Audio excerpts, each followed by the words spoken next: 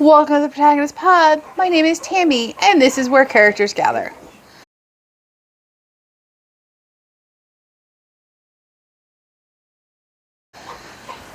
And I apologize in advance, it's also the place today where crazy dogs live. And, I apologize in advance. Fireball is just in a mood, so without further ado,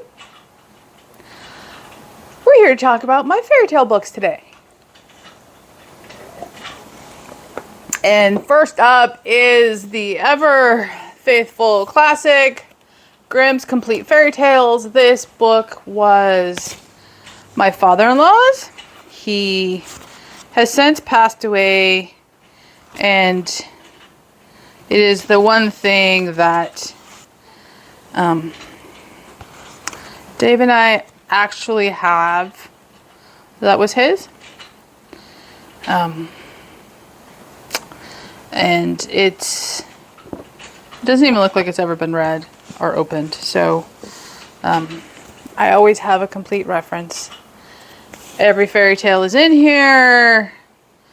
Ones I've never heard of. Some of them are incredibly short, like a page. So yeah.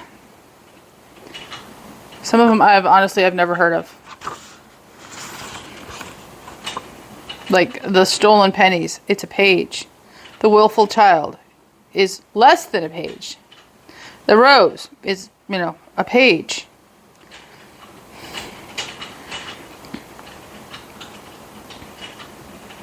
There are many fairy tales involving wolves and foxes. So this would be interesting, I think, to read someday. Maybe not. Probably more interesting to pass it along to one of our nieces or nephews. Or to their children, since our nieces or nephews are too old for fairy tales at this point in their life. But, you never outgrow a good fairy tale.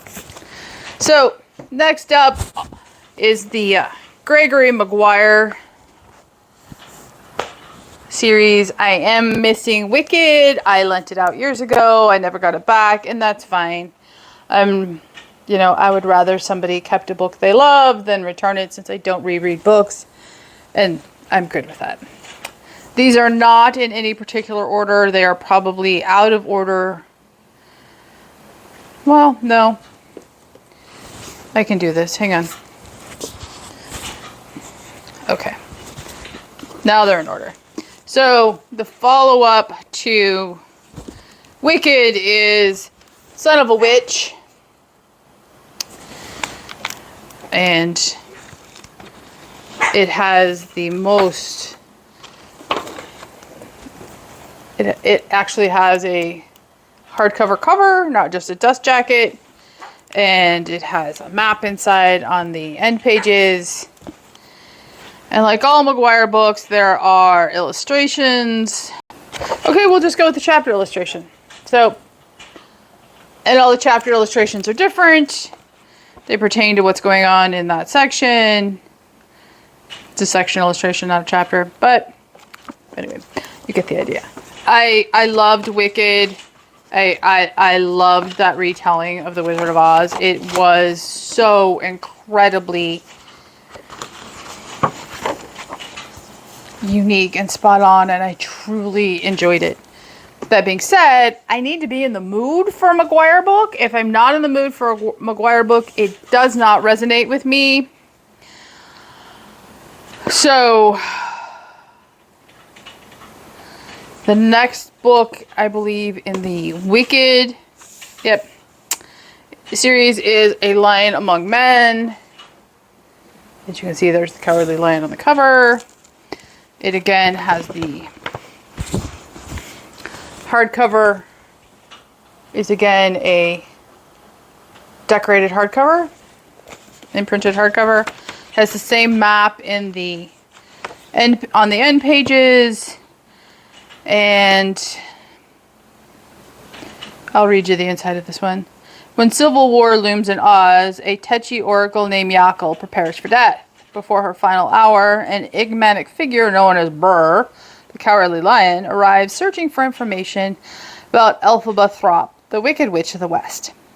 As payment, Yakel, who hovered on the sidelines of Elphaba's life, demands some answers of her own. Brr surrenders his story to the ailing Mont. Abandoned as a cub, his earliest memories are gluey hazes, and his path from infancy into the great Gilcan forest is no yellow brick road. Seeking to redress an early mistake, he trudges through a swamp of ghosts, becomes implicated in the massacre of trolls, and falls in love with a forbidding cat princess. In the wake of laws that oppress talking animals, he avoids a jail sentence by agreeing to serve as a lackey to the warmongering Emperor of Oz. A Lion Among Men chronicles a battle of wits hastened by the Emerald City's approaching armies. What does the lion know of the whereabouts of the witch's boy, Lear? What can Yakel reveal about the auguries of the clock of the time dragon? And what of the Grimoire, the magic book that vanished as quickly as Elphaba? Is destiny ever arbitrary? Can those tarnished by infamy escape their sobriquet? Cowardly, wicked, brainless, criminally earnest, to claim their own histories, to live honorably within their own skins before they're skinned alive.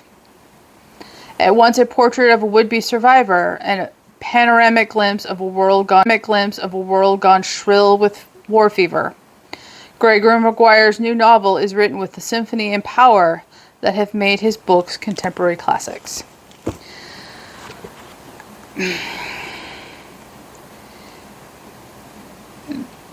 These aren't so much a fairy tale retelling of the Wizard of Oz as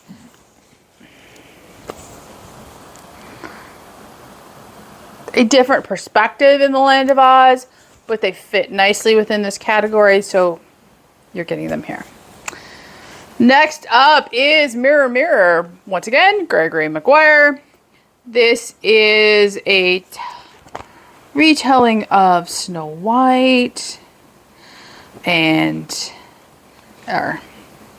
Maguire's take on a retelling of Snow White. And I have not read it yet, but you know, fall just seems like a good time to do that. And the illustrations are again beautiful. There's the color version of that one. And there is not a map in this one that I am finding quickly off the top of my head. But yeah, I need to read this one.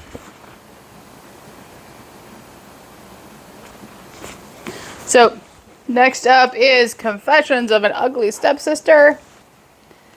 This is obviously related to Cinderella. Again, the nice hole in the cover that lets peek through. The cover art that's right inside the cover. And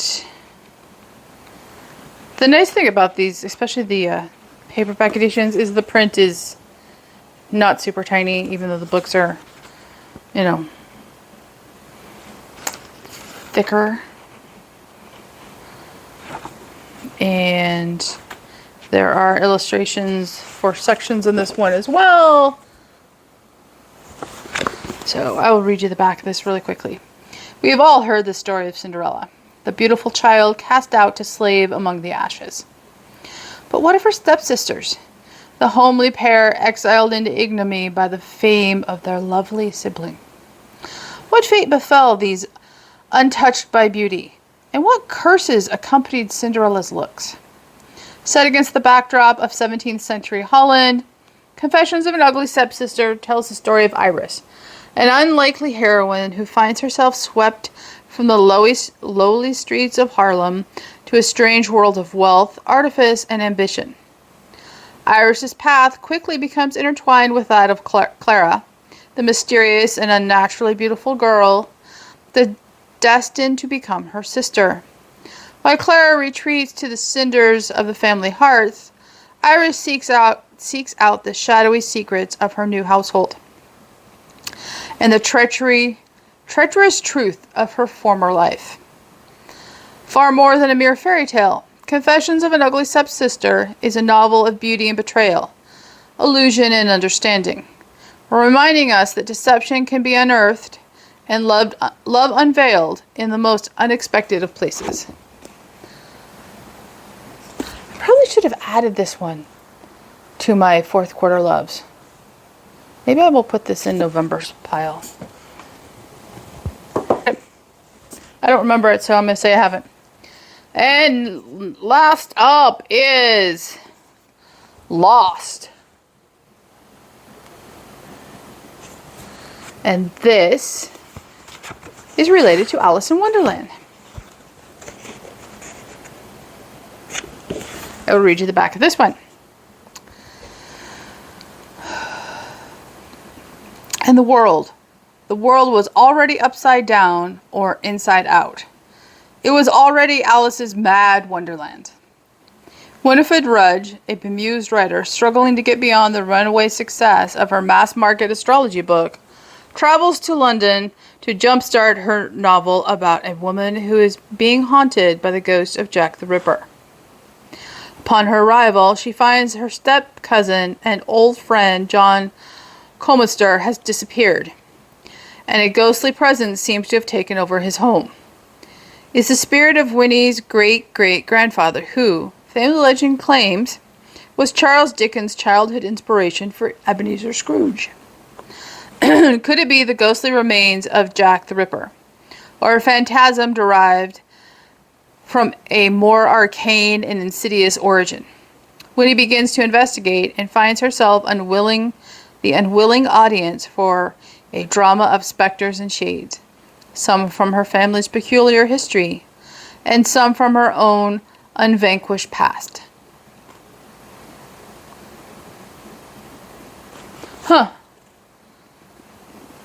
Scrooge. Yeah, maybe I'll read this in December. Why not? Didn't mean to find myself books, but apparently I just did. And I am okay with that. So that is a quick glimpse into my shelves that hold fairy tales or fairy tale retellings or a spin on fairy tales. So I don't have a lot. It is not my favorite buzzword. I don't mind retellings, but it's not something I gravitate to. I'm much more likely to take a twist like McGuire and enjoy the twist, or